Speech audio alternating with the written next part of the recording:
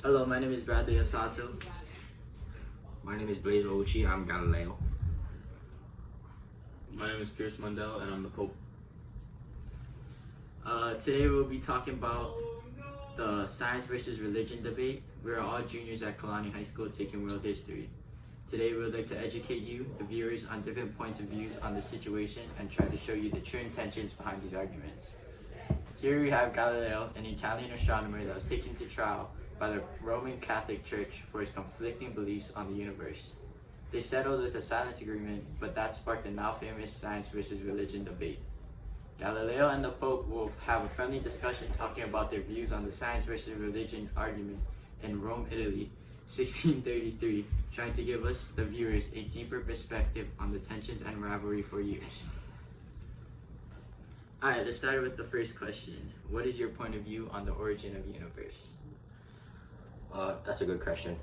My point of view on the origin of the universe is that the universe was created naturally, meaning that no human or no physical actions taken by living things help create the universe. So I think that the church's theory on the universe being created by God is very false, because everything has to be proven, and science is the only way that is factual.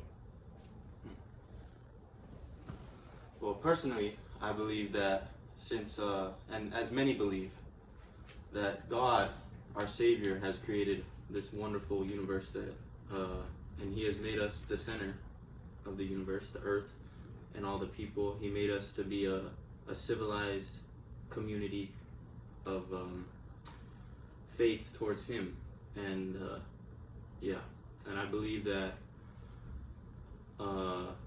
everything that has happened before now and everything that has happened in the future, God has a purpose for that. Interesting take. I would have to disagree with that though, but good points. It is interesting to see the differences in both of your guys' answers, seeing that there's many similarities, such as both parties believe that the universe was created in 6 days, one coming from the book of Genesis, from the Bible, and the other one coming from the Big Bang Theory that was not yet proven. Moving on to our second question, what is your belief that is the center of the universe?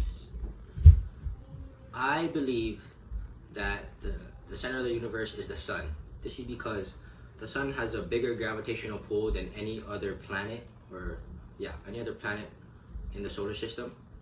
So everything revolves around the sun, just like how the moon revolves around the earth, because it's smaller and the earth has a bigger gravitational pull than the moon. And just like every other planet in the solar system, they all have smaller moons revolving around the bigger planet. I personally believe that the earth is the center of the universe because, one, God created us to be the key life form, and two, from earth you can see all other planets, and you can see the sun, which gives light to the earth, and we have a moon that is blocked by the sun to create night and day, and that is why the earth is the center of the universe. Well, science actually proves factually that the sun is the center of the earth, is the center of the universe. And I found that out by using a telescope. So knowing that it is factual, what more things has the church lied about, or has the church deceived people about? I don't believe the church has deceived anybody. We just have certain beliefs from the Bible, which has been brought up from many years ago. So how can something so that has happened for so long and been believed for so long be false? Tell me that. This is because nobody cared or thought to prove who the center of the solar system is. And only now we have found out that the sun is actually the center of the solar system. So It's very cool to see your guys' views on that. I was just wondering, I heard you guys talking about if the church was deceiving people. So, based off of your beliefs, how do you feel that affects the people of society? I think that lying to the people is wrong, and deceiving people is wrong. Science is strictly facts, and it helps prove how the world works and how it will continue to work in the future, because everything that naturally happens is going to stay like that for the rest of the time, or like for the rest of the whole universe. So yeah. I personally don't believe we are deceiving the people. I think that what God has said in the Bible and what has been preached for many thousands of years is what is true, and that you bringing up this new ideals and all that against the Bible, I feel like you were just trying to make a statement against the church. You're not trying to make factual statements. And